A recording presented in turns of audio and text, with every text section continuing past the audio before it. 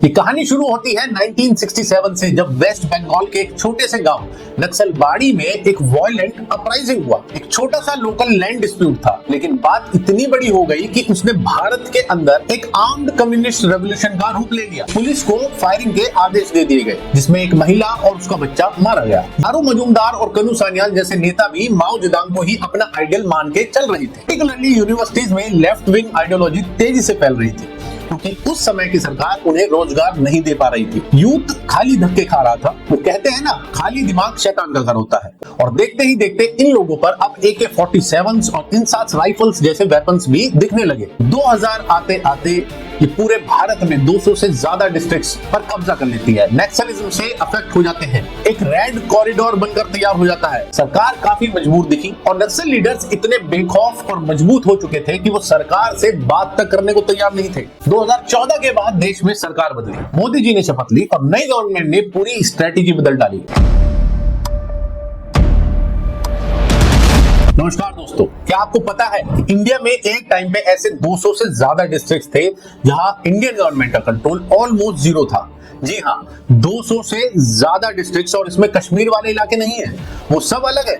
ये 200 से ज्यादा वो डिस्ट्रिक्ट थी जो नक्सलाइट्स यानी नक्सलवादियों के कब्जे में थी। और एक ऐसा रेड कॉरिडोर बन चुका था जहां पुलिस भी बिना बुलेट प्रूफ जैकेट के घुसने से डरती थी और जगह जगह पर झंडे टंगे मिलते थे लाल सलाम लिखे हुए। पर अब उन्हीं इलाकों में स्कूल भी है, रोड्स भी है और तिरंगा भी लहरा रहा है। एक ऐसा दुश्मन जो बॉर्डर के पार नहीं बल्कि हमारे ही जंगलों में छुपा था। एक ऐसी सोच जो सिर्फ गोलियों से नहीं, आइडियोलॉजी से भी लड़ी जा रही थी। और एक ऐसी जंग जो सालों तक छुपी रही मीडिया की हेडलाइंस से भी। ये कहानी है भारत के अंदर के सबसे बड़े दुश्मन में से एक, और एक मिशन की जिससे भारत सरकार ने स्टेप बाय स्टेप इस थ्रेट को न्यूट्रलाइज किया। ये है नक्सल का काल। ये कहानी शुरू होती है 1967 से, जब वेस्ट बंगाल के एक छोटे से गांव नक्सलबाड़ी में एक वायलेंट अपराइजिंग हुआ। एक छोटा सा लोकल लैंड डिस्प्यूट था, लेकिन बात इतनी बड़ी हो गई कि उसने भारत के अंदर एक आर्म्ड कम्युनिस्ट रेवोल्यूशन का रूप ले लिया। एक किसान ने अपने लीगल लैंड राइट्स के बेसिस पर एक जमींदार के खेत से अनाज का एक हिस्सा काट लिया। जमींदार ने तुरंत पुलिस को बुलाया और पुलिस ने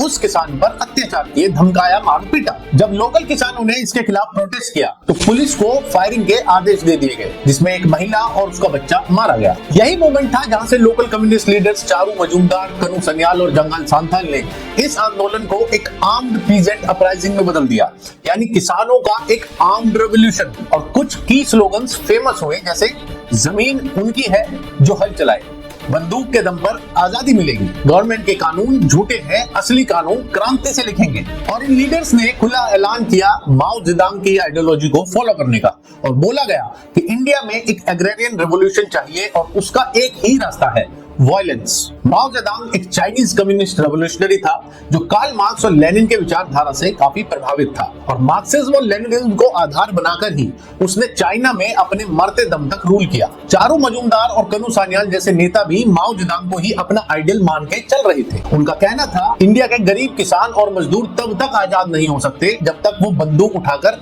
जमींदार और सरकार के खिलाफ जंग न लड़े। ये मूवमेंट धीरे धीरे एक और नाम से जाने जाना लगा, नक्सलिज्म, और ये नाम पड़ा उसी गांव के नाम पर, नक्सलबाड़ी गांव पर, जहां से ये सब शुरू हुआ था। ऐसे कुछ की फैक्टर्स हैं जिसने इस आंदोलन को फ्यूल किया, जैसे लैंड रिफॉर्म्स का फेलियर, गरीब किसानों के पास जमीन नहीं थी और जमींदारी सिस्टम अभी भी जिंदा था। उसके बाद आदिवासी एक्सप्लॉयटेशन, फॉरेस्ट लैंड्स में आदिवासी लोगों को बेसिक राइट्स नहीं मिल रहे थे। उस समय की सरकारें जब चाहे उनके रिसोर्सेज पर कब्जा कर लेती और इन आदिवासियों का शोषण होता। तीसरा था इकोनॉमिक इनइक्वालिटी, अमीरी और गरीबी का गैप तेजी से बढ़ रहा था, अमीर और अमीर होता जा रहा था, गरीब और गरीब होता जा रहा था। और चौथा था अनएम्प्लॉयमेंट और frustration among the youth. Particularly universities में लेफ्ट विंग आइडियोलॉजी तेजी से फैल रही थी, क्योंकि उस समय की सरकार उन्हें रोजगार नहीं दे पा रही थी। यूथ खाली धक्के खा रहा था। वो कहते हैं ना, खाली दिमाग शैतान का घर होता है। उनमें एक फ्रस्ट्रेशन पैदा होती गई और उन्हें लगा क्रांति का रास्ता ही सही रास्ता है। उस समय की सरकार इस इशू को एक लॉ एंड ऑर्डर प्रॉब्लम के रूप में देख रही थी। उन्होंने समस्या के रूट कॉज जैसे कि social injustice, poverty, tribal exploitation और एम्प्लॉयमेंट पर ध्यान ही नहीं दिया। उन्हें लगा कि गली मोहल्ले के कुछ बच्चे हैं जो शायद कुछ कर नहीं पाएंगे। इंदिरा गांधी जी ने कहा था, ये कुछ भ्रमित युवा हैं जो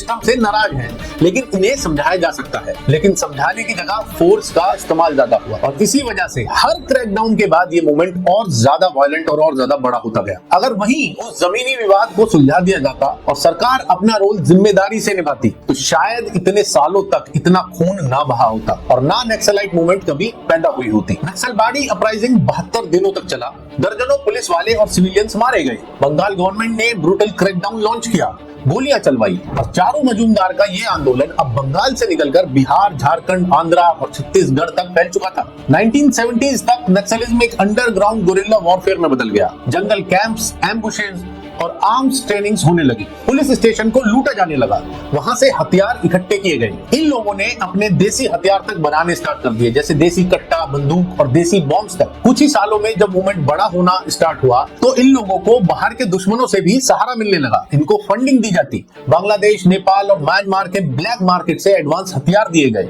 और देखते ही देखते इन लोगों पर अब AK-47 और इंसास राइफल्स जैसे वेपन्स भी दिखने लगे। इस सब मूवमेंट को खड़ा करने में चाइना का एक बहुत बड़ा हाथ था, क्योंकि बेसिक आइडियोलॉजी ही वहां की थी और वो भारत में अनरेस्ट की सिचुएशन रखना चाहते थे। पर इंडियन गवर्नमेंट के पास ना तो इसका कोई एक्यूरेट इंटेलिजेंस था, ना कोई प्रॉपर स्ट्रेटेजी दिखाई दे रही थी। स्टेट्स अलग अलग तरीके से रेस्पॉन्ड कर रहे थे, अपने हिसाब से जो चाहे वो स्टेट कर रही थी बिना कोऑर्डिनेशन के। ये एक ऐसी आइडियोलॉजी थी जो छुप के अंडरग्राउंड मोड में ग्रो करती गई और 2000 आते आते ये पूरे भारत में 200 से ज्यादा डिस्ट्रिक्ट्स पर कब्जा कर लेती है। नक्सलिज्म से अफेक्ट हो जाते हैं, एक रेड कॉरिडोर बनकर तैयार हो जाता है जो बहुत तेजी से फैलने लगता है। 2001 आते आते नक्सलियों का ऐसा माहौल बना कि पुलिस और पैरामिलिट्री तक भी जंगल में घुसने से डरने लगे। ट्रेनिंग वीक थी, टेक्नोलॉजी आउटडेटेड थी और कोऑर्डिनेशन पुअर था। 2010 में दंतेवाड़ा मैसेकर में 75 CRPF जवान शहीद हो गए, एक ही एम्बुश में। पीएम मनमोहन सिंह ने माना कि Naxalism is India's biggest internal security threat, यानी कि किसी भी और थ्रेट से ज्यादा बड़ी थ्रेट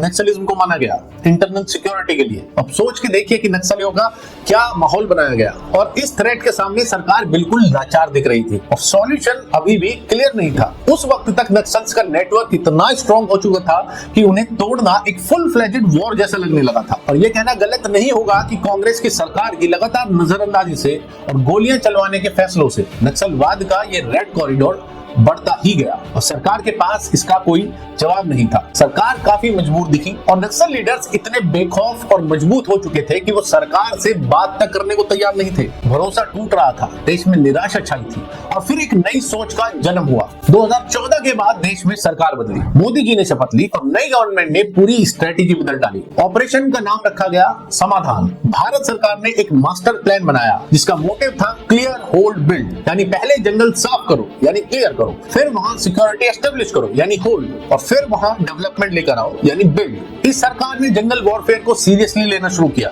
ड्रोन्स और सैटेलाइट से नक्सल कैंप्स डिटेक्ट किए गए, कोबरा कमांडोज बनाए गए स्पेशली जंगल कॉम्बैट के लिए, रोड्स, ब्रिजेस और कम्युनिकेशन टावर्स बनाए गए जवानों के लिए भी और विलेजर्स के लिए भी। विलेजर्स को जॉब, हेल्थ और एजुकेशन प्रोवाइड किया गया ताकि वो नक्सल्स को सपोर्ट करने की जगह सरकार की मदद करें। और नक्सल्स का सपोर्ट सिस्टम जो ये गांव वाले ही थे वो अब टूटता जा रहा था और एग्जैक्ट वैसा हुआ जैसा भारत सरकार प्लान कर रही थी।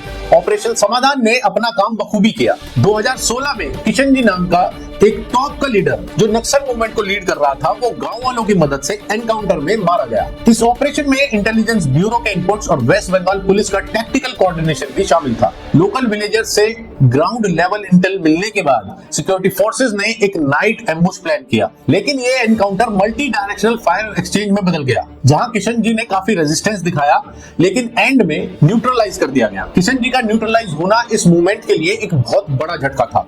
और फिर 2018 में गढ़चिरौली महाराष्ट्र में एक सिंगल ऑपरेशन में 40 नक्सल न्यूट्रलाइज हुए। यह ऑपरेशन महाराष्ट्र पुलिस के C60 कमांडो यूनिट ने एग्जीक्यूट किए थे। जंगल सर्वेलेंस ड्रोन से एरिया का मैपिंग किया गया था। नक्सल्स एक प्लानिंग कैंप लगा रहे थे जिसका पता मिलते ही हेलीकॉप्टर्स और ग्राउंड फोर्सेस ने सराउंडिंग जंगल को पूरी तरह से घेर कर इस ऑपरेशन को अंजाम दिया। ये एक सरप्राइज और कोऑर्डिनेटेड स्ट्राइक थी जिसमें इंटेलिजेंस, टेरेन एडवांटेज और स्पीड का यूज किया गया। अब नक्सली मारे जा रहे थे लेकिन अभी भी छत्तीसगढ़ के सुकमा, दंतेवाड़ा और बस्तर जैसी जगहों पर एक नाम गूंज रहा था, हिडमा, और ये सारा रीजन अब रेड कॉरिडोर का एपिसेंटर था। नाम था माधवी हिडमा, और सरकार के सामने एक बड़ा चैलेंज था कि हिडमा की कोई भी रिसेंट फोटो या पिक्चर नहीं थी जिससे उसकी पहचान हो सके। यहां तक कि इंटेलिजेंस एजेंसीज के रिकॉर्ड्स में सिर्फ एक पुरानी, वो भी बहुत ब्लर फोटो थी जिससे हिडमा की पहचान करना मुश्किल था। और इस समय में हिडमा और उसका नेटवर्क ही मेजर नक्सलवादियों के रूप में देखा जा रहा था, जिसे माधवी हिडमा लीड कर रहा था।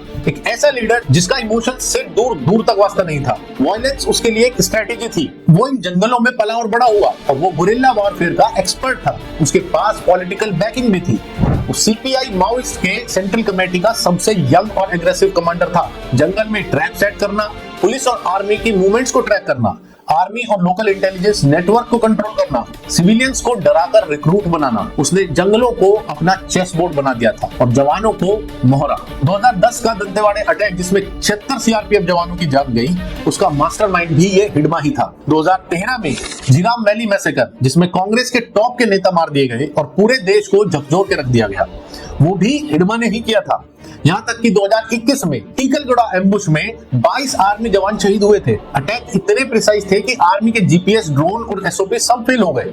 ये भी हिडमा ने खुद लीड किया था। इसके बाद सरकार ने काफी सख्ती से काम लिया और 2021 में ही इंडियन फोर्सेस ने एक फुल स्केल ऑपरेशन स्टार्ट किया, ऑपरेशन प्रहार, जिसमें हिडमा का नेटवर्क डिसमेंटल किया गया। ऑपरेशन प्रहार छत्तीसगढ़ के बीजापुर सुकमा रीजन में लॉन्च हुआ था। इस ऑपरेशन में सीआरपीएफ, डीआरजी और कोबरा कमांडोज ने पार्टिसिपेट किया। मल्टीपल इंटेलिजेंस सोर्सेज से हिडमा के एग्जैक्ट मूवमेंट का पता चला।